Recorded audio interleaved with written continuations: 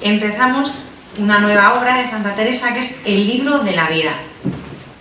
El libro de la vida es el primer libro, la primera obra mayor que ella escribió, pero el autógrafo que se conserva ahora mismo, que se conserva en la biblioteca del monasterio del Escorial, el autógrafo que se conserva no es el primero que está en el Escorial.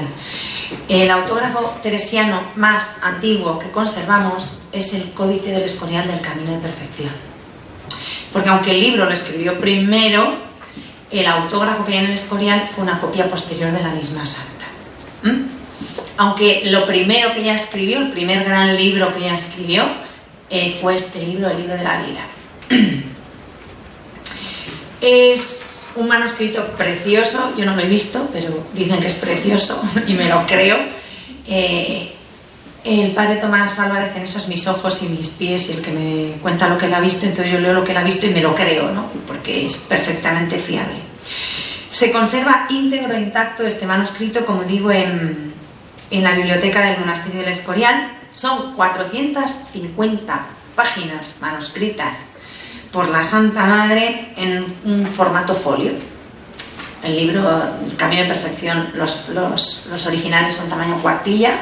El libro de la vida es tamaño folio, con lo cual es mucho más grande. La grafía es una grafía perfecta, impoluta, porque a la Santa Madre le pasa como a todo el mundo, que conforme se fue haciendo viejecita le fue cambiando la letra y le fue temblando el pulso, y se notaba en la grafía. Cuando ella escribe este libro todavía está en plenitud de fuerzas, de vigor, de edad, y la grafía de este libro es perfecta.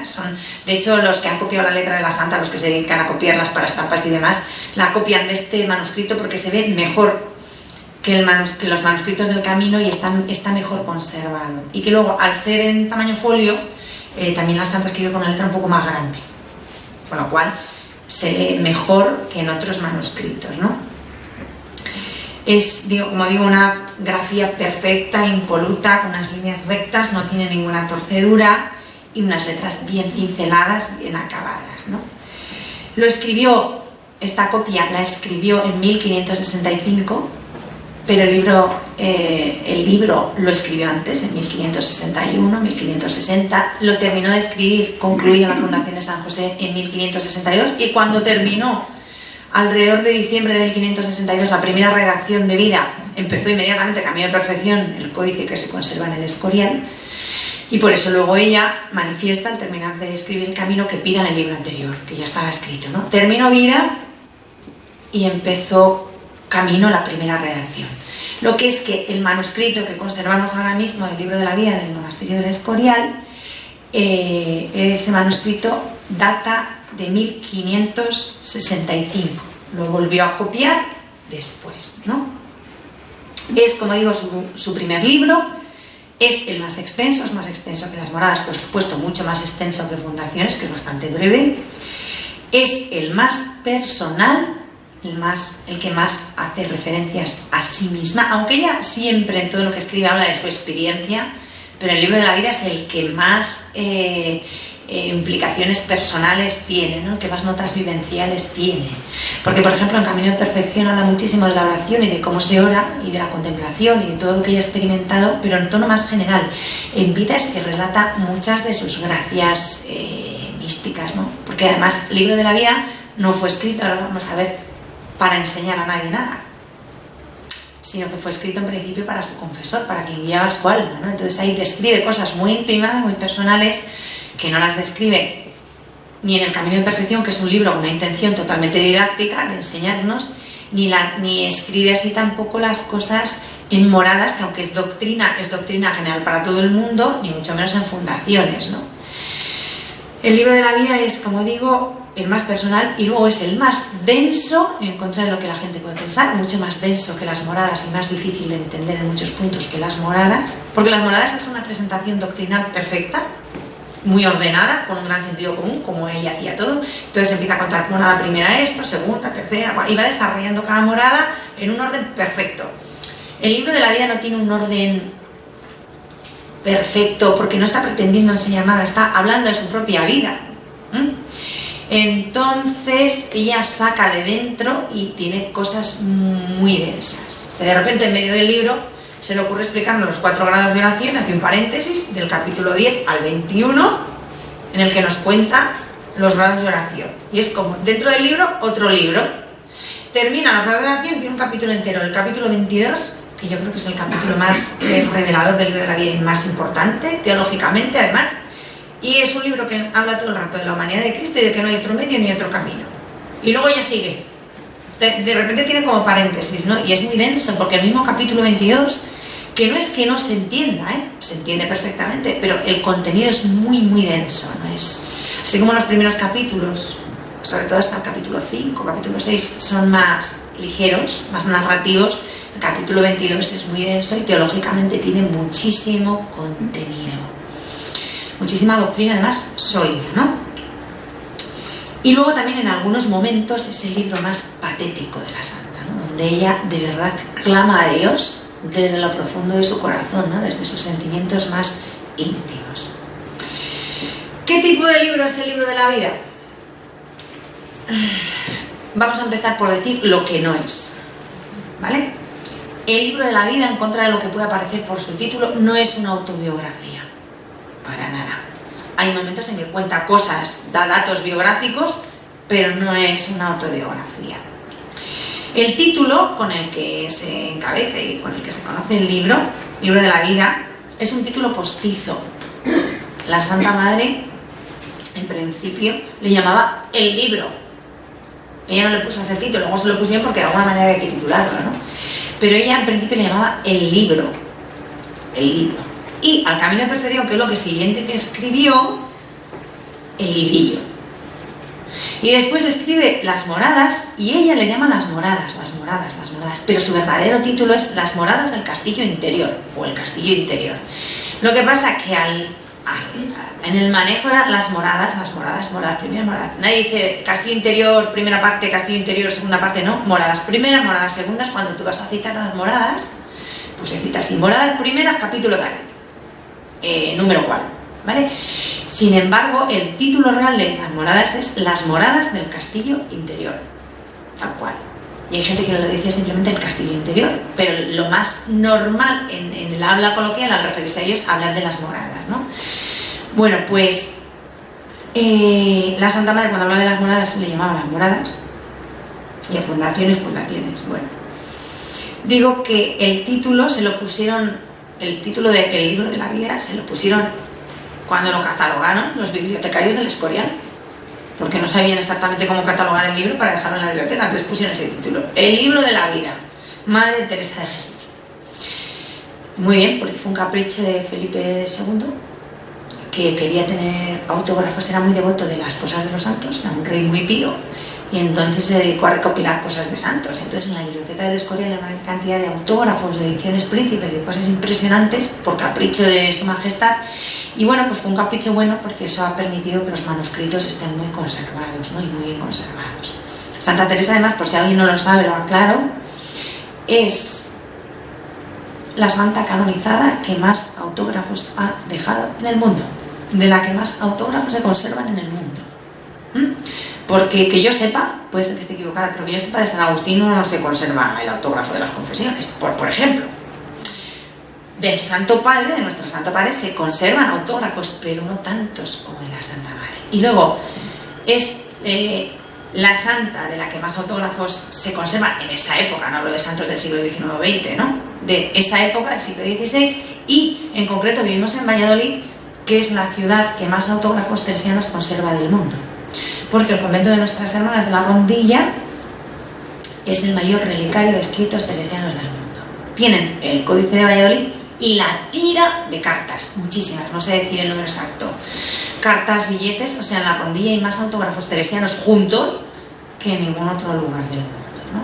Entonces Valladolid es como, además de que la santa es la patrona de la provincia eclesiástica, muchas cosas, pero Valladolid es un centro, debería de ser un centro donde se irradiara mucho la espiritualidad teresiana y de manera especial la del camino, ¿no? El Códice de Valladolid, que es el que más se maneja mucho más que el del Escorial, está ahí. Esto lo digo que hay gente que critica a las monjas porque no enseñan el códice.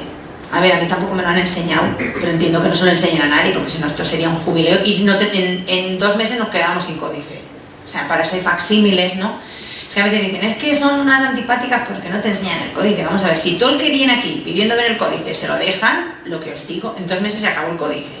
Porque, a ver, es papel súper delicado y no hay que tener unas condiciones de humedad, que no se le dé mucho la luz, por supuesto que no lo manoseen.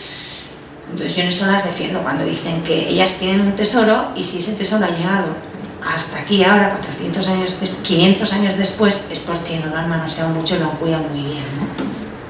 Entonces, aunque no nos lo enseñen, hay que comprenderlas. Digo que el libro de la vida, más que una autobiografía, es una relación en torno al problema, por llamarlo de alguna manera, no es que sea un problema, pero para ella fue un momento de su vida en que fue un problema, una dificultad, una cuestión de su vida espiritual.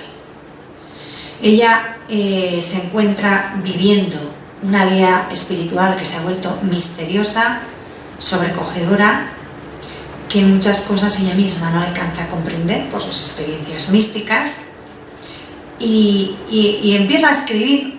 Primeramente porque su confesor se lo pide y también es de alguna manera un modo de explicarse a sí misma lo que estaba sucediendo y de intentar comprender lo que estaba pasando en su interior, ¿no? La santa necesita asumir y comprender lo que está pasando. Porque claro, nosotros leemos el libro de la vida y dices, uy, qué cosas más raras le pasaban y tal y cual. Vale, pero para el que le pasan en primera persona y no sabe lo que le está pasando, hay que ponerse en su situación, ¿no? Entonces, para ella escribir es como un desahogo y una manera también de clarificar sus vivencias al volcarlas en el papel. Con la misma intención de comprenderla y darse a entender, ella entrega este escrito a su confesor y a sus guías espirituales.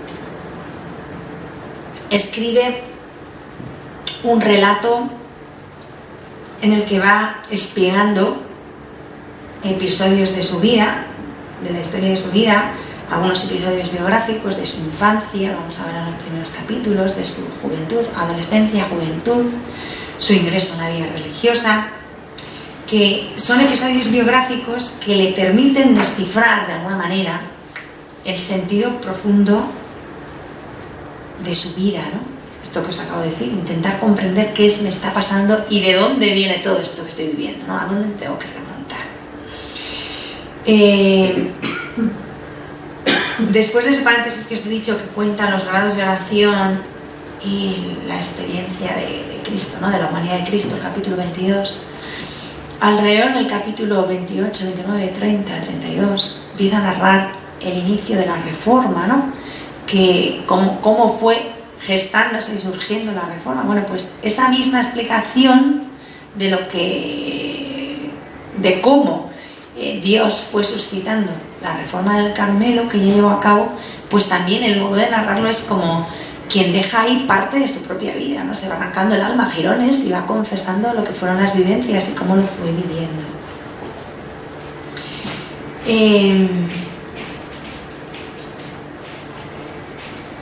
Todas estas vivencias profundas son las que de alguna manera van dando lugar al relato.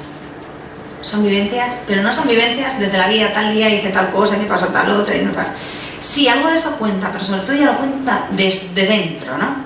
Cómo lo vive desde dentro. Y ese es el meollo del libro de la vida. Tiene rasgos biográficos, pero son los menos. Lo que importa es la vivencia interior de la santa, principalmente.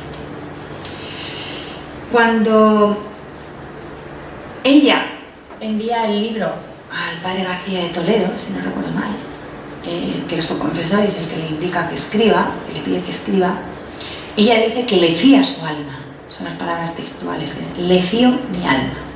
¿Por qué? Porque en ese libro ya ha puesto su alma. Más que su vida, va su alma, ¿no? El libro contiene su alma. Y en ese libro, frecuentemente, casi siempre, el protagonista principal, el actor principal de la historia, no es la santa, sino Dios. Ella, como si dijéramos, es coprotagonista del libro, ¿no? Pero el protagonista es Dios. Por ejemplo, en el capítulo primero empieza Dios siendo el sujeto de la acción, cuando ella dice en el título, en que trata de cómo comenzó el Señor a despertar a esta alma en su niñez. O sea, fue el Señor el que la despertó, ella no hizo nada. El Señor es el agente de lo relatado, ¿no? El que realiza las acciones. Y ella de alguna manera es la que vive eso, pero que el otro, el Señor, hace. Por eso también muchas veces a lo largo del libro vamos a ver que la santa se ponía en dialogar con el protagonista secreto del libro, que como decimos es Dios, ¿no? Libro de la vida de Santa Teresa, protagonista Santa Teresa, pues no, señor.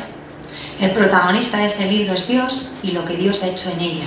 Y ella es la coprotagonista del libro, ¿no? Uno de los personajes principales del libro. Pero el personaje principal del libro es Dios. Y por eso frecuentemente ella pasa a dialogar con él, como si el Señor fuera un lector o un destinatario más de la obra. Entonces le empieza a contar cosas directamente a él. Y por ejemplo en el capítulo primero dice: oh Señor mío, pues parece tenéis determinado me salve, no tuvierais por bien que no se ensuciara tanto posada donde tan continua habíais de morar. Fatígame, Señor, aún decir esto. Ella está hablando con el Señor, ¿no? Unas páginas más adelante, el Señor no solamente es el protagonista y el interlocutor de la santa, sino que es el que muchas veces toma la iniciativa y le dice cosas concretas que ella nos cuenta. Por ejemplo, yo te daré el libro vivo. Son palabras que el Señor le dice a ella, entonces ella las pone en el libro. O sea, no solamente es el protagonista, sino que el protagonista habla en directo. Sírveme tú a mí, le dice en otro momento. Ya no quiero que tengas conversación con hombres. Y luego hay otra palabra que a mí me parece lo más precioso que se puede oír, y ella lo oyó varias veces: yo soy, no hayas miedo. Yo soy. Es la palabra más fuerte que Dios pronuncia, es la misma palabra que le pronuncia a Jesús, digo, a Moisés desde la zarza, ¿no? Yo soy. Cuando Moisés le pregunta quién es, la contestación es yo soy. Pues a la Santa Jesús le dice en más de una ocasión, yo soy, no hayas miedo. Evidentemente, la que escribe es ella, la responsable del trazado literario del libro, del texto, es ella, y ese yo que va determinando ese texto y que lo va redactando es un yo eminentemente femenino. La Santa Madre en este libro se muestra más mujer que nunca, más femenina que nunca, y eso es muy bonito porque eso se percibe a lo largo de todo el libro. Es una mujer la que escribe y los rasgos son claramente femeninos en sus expresiones, en su sensibilidad, en el modo de dirigirse al Señor, ¿no? Es una mujer la que escribe, eso ella lo deja súper claro y nunca reniega de esa realidad, ¿no? Es un libro, como digo, que además está transido todo él de sentimientos puramente femeninos. Era una mujer muy mujer, que se sentía mujer y no lo ocultaba, ¿no? A pesar de que en su tiempo aquello no era una cosa como muy a favor, ella es lo que es y como es, lo vive, ¿no? Lo que es, lo vive. Por ejemplo, tiene expresiones, una como yo, mujer y no buena, sino ruin. Esto le encanta a ella. Lo de ruin es una de sus palabras favoritas, sale todo el rato. Soy ruin. Mujer sin letras ni buena vida, pero una mujer profundamente enamorada y con un sentimiento religioso profundamente arraigado, ¿no?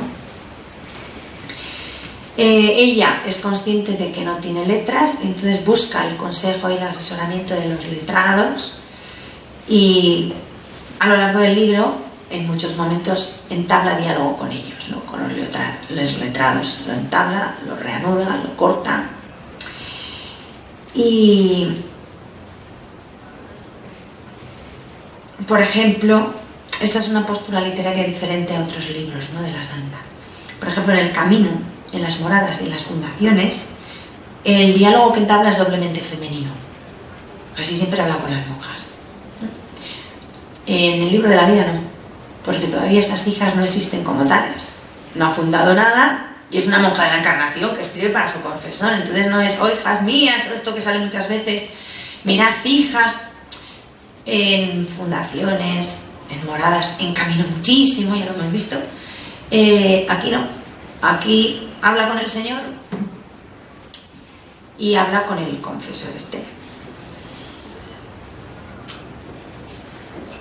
El libro, ¿cómo fue compuesto este libro? Pues lo escribió en 2 veces. No en 2 veces, 2 veces. 2 veces, es que estaba pensando otra cosa. Lo escribió 2 veces. Como siempre, a copiar toca. Y no había corta-pega, ¿eh? No era copia, ¿vale? Entonces, lo escribe 2 veces en 2 contextos que no tienen nada que ver el uno con el otro. Uno de suma riqueza y otro de suma pobreza. La primera vez que escribe, esto es muy bonito, escribe en el palacio de doña Luisa de la Cerda. Gran parte del libro lo escribe ahí, cuando el provincial la manda a tomar el aire para quitarla de en medio, porque están diciendo que doña Teresa Domada está montando un convento no se sabe en dónde en Ávila. Entonces, para evitar, el provincial la manda a consolar a doña Luisa y la manda a Toledo. De Ávila a Toledo hay un paseo, y en burro, en carreta. Entonces la manda allí, está bastante tiempo, no sé exactamente ahora mismo cuánto, no me acuerdo, pero está varios meses, y allí ella escribe gran parte del libro. Una gran parte del libro lo escribe allí. El Palacio de doña Luisa de la Cerda hoy es la Academia Toledana de Bellas Artes. Es un palacio mudéjar en la serie de televisión. Efectivamente el escenario es real, o sea, cuando se ve el artesonado mudéjar y tal, se sabe que era el Palacio de doña Luisa y rodaron ahí parte de la serie, ¿no? Y de hecho en ese episodio hay varios momentos en que se ve a la santa escribir, ¿no? Pues lo que escribía era el libro de la vida. Incluso en una de las galerías ella estaba escribiendo, porque gran parte del libro lo escribió ahí. Esto lo hizo en el año 1562, antes de la fundación de San José, antes de agosto, evidente. La fundación de San José estaba sucediendo en paralelo, ella no estaba porque no se le permitía estar, pero aquello iba, mientras ella estaba en Toledo escribiendo el libro de la vida. Lo redactó entonces como un relato íntimo, aún no había fundado un Carmelo, ni tenía monjas alrededor que le pidieran explicaciones de nada. Eso llegó después. Entonces lo escribe con mucha libertad, como un relato íntimo y personal para su confesor, el padre García de Toledo. En un principio ella lo considera como una relación más de las muchas que escribió en esos años. Las cuentas de conciencia o relaciones las iba escribiendo aisladamente, ¿no? Y en un principio pues empieza a escribir como una cuenta de conciencia más, luego al final sale un mamotreto que no es ni cuenta de conciencia ni nada, es el libro de la vida, pero vamos, empieza a contar como escribía muchas otras, como si veis las relaciones, pues ella en una relación cuenta lo que le pasó un día, lo que le pasó otro, en otra ocasión, pues ella empieza a contar esto de la misma manera, pero luego al final termina convertido en el libro de la vida, ¿no? Y lo somete a la lectura y a la censura de sus confesores, que eran un grupo reducido de 4 o 5 en principio, ¿no? El padre García de Toledo fue el que le mandó. Sabemos que uno de los primeros que lo leyó fue don Francisco de Salcedo, que no era confesor, pero era asesor espiritual, amigo espiritual, caballero santo. Otro de los que creo que lo leyó rápidamente, de los primeros, fue el padre Baltasar Álvarez, y creo que el padre Gaspar Daza, y creo que nadie más. Pero no estoy segura, a lo mejor había alguien más, pero esos 4 así como en principio. Este primer cuaderno se perdió sin dejar huella. Probablemente no se sabe seguro, probablemente la misma santa lo destruyó cuando hizo la copia. Cuando ya copió el que se conserva actualmente, diría, ¿para qué queremos 2? Y mandó el otro a Freimonas. Muy mal hecho, pero lo hizo. Probablemente fue ella la que lo destruyera. De todos modos, si no es así, no se sabe qué pasó de este primer cuaderno. No tenemos noticia. La segunda vez que lo escribió, que es el que se conserva ahora mismo, el que tenemos, lo escribió ya en Ávila, en el Carmelo de San José, recién fundado, destinándolo igualmente a sus directores de conciencia, ¿no? A sus asesores espirituales, pero con la intención de hacerlo llegar a manos del gran maestro espiritual de su tiempo, que era el entonces padre Juan de Ávila, el maestro, le llamaban maestro Juan de Ávila.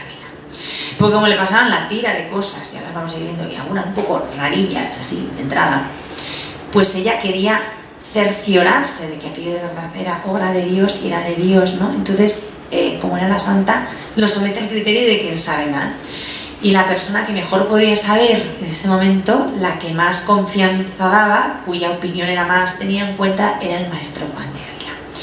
Y entonces yo pienso que lo redactó tan bien, tan bonito, tan impoluto, tan estupendo, como está en el Escorial, para mandárselo al padre Ávila. En vez de hacer una chapuza, lo pasó a limpio, le quedó estupendo, guay y tal, ¿no? Y fue el que se le envió al al maestro Juan de Ávila, hoy San Juan de Ávila, doctor de la Iglesia, se le envió allá por el año 1568 a Montilla. No sabemos exactamente qué cosas se introdujo en esta segunda copia que no estuvieran en la primera. No tenemos para confrontar. Añadiría alguna cosa, matizaría alguna cosa, probablemente, pero no sabemos exactamente qué. Sí que sabemos seguro que en esta segunda copia añadió los capítulos del 32 al 40. Porque cuando escribió la primera vez no había sucedido lo que cuenta. O sea, eso es de cajón, ¿vale? Y en esos capítulos pues cuenta la fundación del Carmelo de San José y algunos otros acontecimientos de su alma. La bronca que le echaron cuando le dieron la encarnación, lo que dice que mostraba estar muy triste cuando el provincial la regañaba para que no se mosqueara más, todas esas cosas que cuenta. Eso es evidente que las copió en la segunda redacción, porque en la primera, cuando la escribió, todavía no habían sucedido. Probablemente, no sabemos seguro, todo esto son hipótesis, añadió también los 11 capítulos que contienen los 4 grados de oración, del 11 hasta el 21-22. Probablemente esos los añadió también después, en la primera parte no estarían. Y algunos otros pasajes dispersos, salpicados por diferentes capítulos, que hablan de la pobreza del nuevo Carmelo, que la obliga a escribir, esto lo dice ella en el capítulo 10, en el número 7, casi hurtando el tiempo y con pena, porque me estorbo de hilar por estar en casa pobre y con hartas ocupaciones. Ella quería hilar, porque eran pobres, trabajar manualmente para ayudar a las hermanas, y tenía que quitar tiempo de hilar para ponerse a escribir. Entonces, todos esos detalles, esas citas así, se ve que son añadidas porque la primera vez no vivía de esta manera, no vivía esa situación en San José. Después, el pobre manuscrito de esta obra, pues lo milagroso que esté tan estupendo, también cuidado y tan entero, porque dio más vueltas que un molino. Tuvo una vida azarosa y complicada el manuscrito. Primeramente cayó en poder de la Inquisición, que eso ya telita. Susto gravísimo. El libro de la vida en poder de la Inquisición. Ay, Dios mío. La Inquisición lo retuvo 12 años por lo menos y se recuperó en 1587, cuando la santa llevaba 5 años muerta. Ella intentó recuperarlo. O sea, la Inquisición dio un fallo favorable mucho antes de la muerte de la santa, ¿eh? 1578-79 ya se había pronunciado, después de la fundación de Sevilla, ya se había pronunciado diciendo que era doctrina sana, buena y tal y cual, pero no soltaban el manuscrito, lo tenían ellos.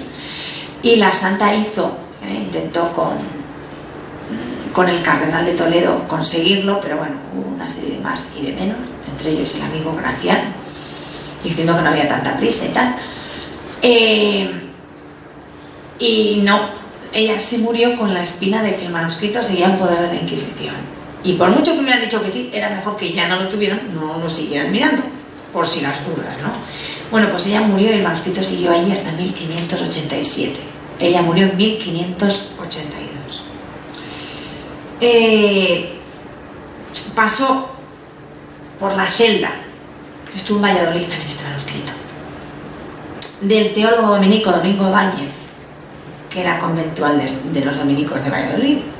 Supuestamente digo yo que estaría en San Pablo, no lo sé seguro, pero era donde estaban los dominicos, que lo anotó, le puso anotaciones y lo aprobó.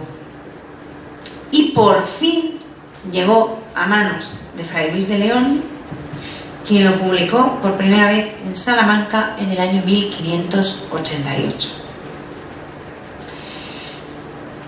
Y gracias a Dios que está publicado, pues es uno de los libros más leídos, ¿no? Recuerdo una vez más, a mí me encanta, pues que fue el libro que produjo la conversión, por ejemplo, de una persona tan impresionante como Santa Teresa Benedicta de la Cruz, Edith Stein, ¿no? Una filósofa que, como cualquier filósofo, buscaba con pasión la verdad, no la encontraba en ninguna parte. Siendo judía de nacimiento y de una familia profundamente judía, cayó en un agnosticismo total, no creía en nada, le daba igual 8 que 80, y seguía buscando la verdad, y leyendo providencialmente cayó el libro en sus manos, en casa de unos amigos protestantes, pero que tenían a Santa Teresa allí, en su biblioteca. Ella leyó el libro de la vida de Santa Teresa y pronunció lo más importante que un filósofo puede pronunciar: esta es la verdad. Cerró el libro y a partir de ahí inició su proceso como catecúmena para convertirse al cristianismo. Después vio que la Iglesia Católica era donde Dios la llamaba, y en vez de hacerse luterana, aunque conoció a Santa Teresa en casa de unos luteranos, se bautizó como católica, ¿no? Pues el libro de la vida es uno de los libros que mayor fuerza de comunicación tiene de toda la espiritualidad de la Iglesia. Pues yo lo comparo, muy distinto el estilo, pues con las confesiones de San Agustín. Es que las confesiones son San Agustín, pues el libro de la vida es Santa Teresa. Es que el camino de perfección, es que la ciudad de Dios, y sí, son obras de los dos muy importantes, pero el camino de perfección, que para mí es muy importante y lo he leído mucho más que el libro de la vida, porque como monja me he sentido más llamada a leerlo por lo que significa, pero yo reconozco que el libro de la vida es la gran obra de Santa Teresa. O sea, Santa Teresa late ahí, ¿no? Bueno, late en todas sus obras, pero el libro de la vida tiene un algo que arrastra, ¿no? Y Edith Stein es el ejemplo, o sea, para muestra un botón. El libro de la vida es, además, y esto es súper importante, una tesis. Santa Teresa hace muchísimas veces esto. Ella no tenía ni idea que era una tesis, ni una hipótesis, ni un doctorado, ni 3 pitos que le importaba, que no le interesaba eso. Sin saberlo, ella se pasa la vida planteando tesis y defendiéndolas. O sea, hipótesis y defendiéndolas y convirtiéndolas en postulados. O sea, ella lo hace eso cantidad de veces en sus obras. Coge una cosa, lanza una idea y la defiende como que... O sea, lanza una tesis y la defiende. Bueno, pues el libro de la vida, todo él es una tesis del valor transformante de la oración. El libro de la vida es el ejemplo total, perfecto y además perfectamente argumentado y probado, pues una tesis doctoral, de cómo la oración transforma la vida de una persona. Eso es el libro de la vida, así en síntesis, muy, muy sintetizado, ¿no? Entonces merece la pena desmenuzar este libro. El valor transformante de la oración está demostrado ahí, ¿no? Y si tenemos en cuenta que Santa Teresa es la maestra de oración en la Iglesia por excelencia, pues su gran tesis doctoral es el libro de la vida. El trazado de la obra tiene varias partes. En principio yo tengo aquí un esquema como de 5 puntos. Lo que hay que matizar, una cosa tan grande es muy complicada, ¿no? Primero,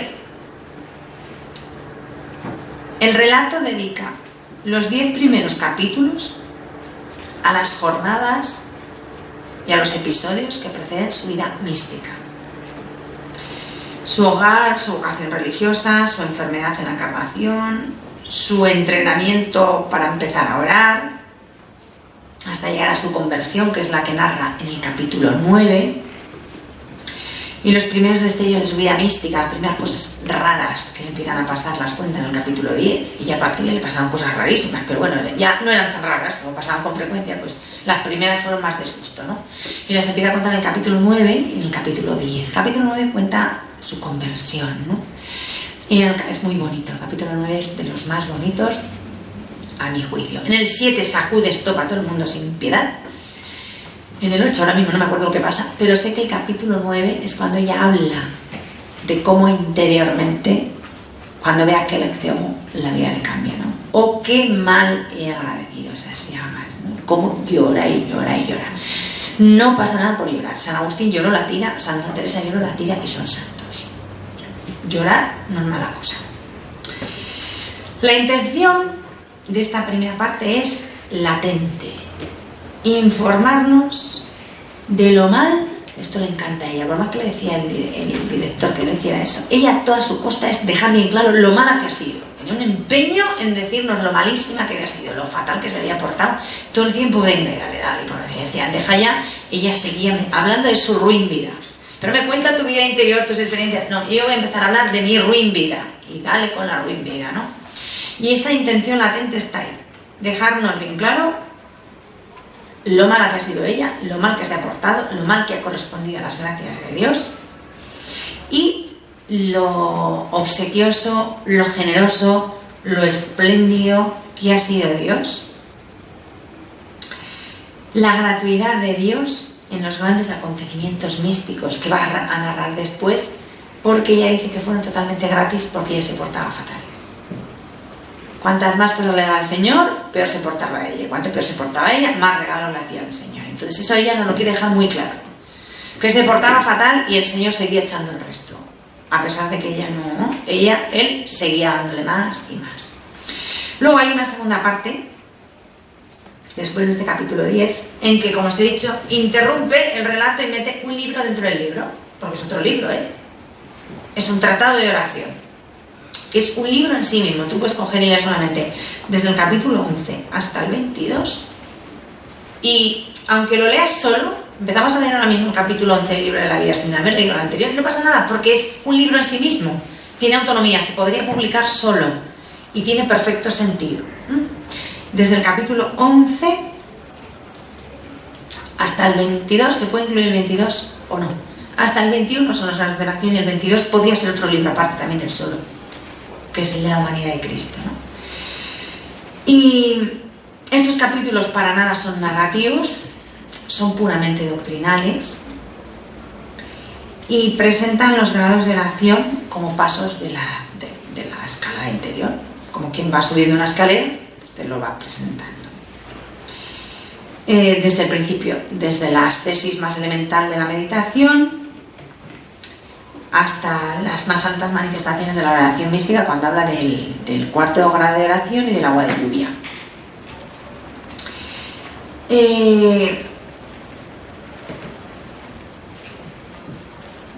Puede ser que la santa considera necesario este paréntesis y metiera ahí los 4 grados de oración como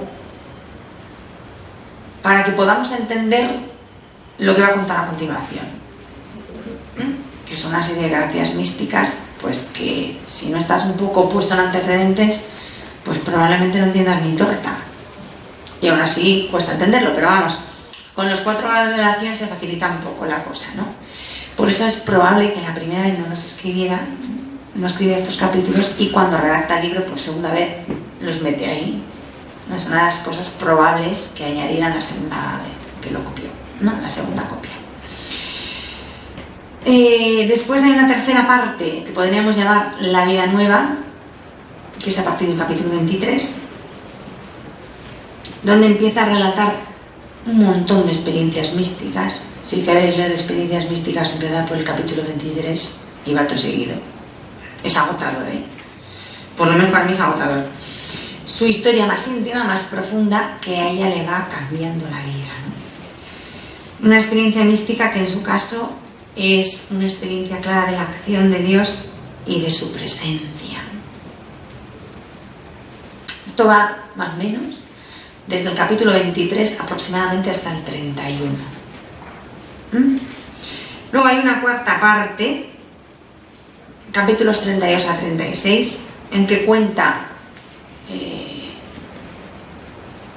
la fundación del Carmelo de San José, el inicio de la reforma, ¿no?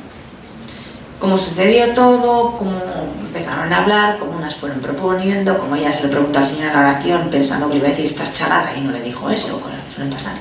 Sí le dijo llevarlo adelante con todas las fuerzas, con lo cual ya se le estropeó la salida de emergencia y ahora yo lo rezo, el Señor dice que no y yo me quedo tan a gusto aquí sentada sin más complicaciones. Fue, comulgó, preguntó y ¡pum! Por preguntar. Claro que si no hubiera preguntado el Señor se las hubiera apañado para explicárselo, o sea que da igual, en el fondo no hay escapatoria, ¿no? Bueno, pues esto va del capítulo 32 al 36.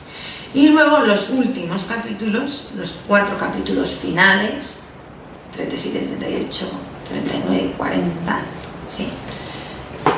sí, que vuelve otra vez a narrar vivencias místicas al día, las últimas. Última edición, novedades. Ahora ya no vuelo por los aires, ahora, yo qué sé, no sé, con algunas con mirada retrospectiva, mira hacia atrás, recuerda cosas, evoca cosas, pero principalmente en estos últimos capítulos ya son cosas nuevas, en las que de alguna manera está como levantando acta de lo que me está pasando aquí hoy y ahora, en este momento ya, en San José. Y de alguna manera ella barrunta, intuye, sospecha, olfatea el desenlace de su vida, ¿no? Que de hecho no va a ser tan rápido como ella pensaba. Ella quería morirse, ver al Señor y todas estas historias, pues que va desde 1569 hasta 1582, le quedó todavía como 13, 14 años para seguir pateando el mundo y seguir trabajando por el Señor, ¿no? Luego no fue tan rápido como ella pensaba.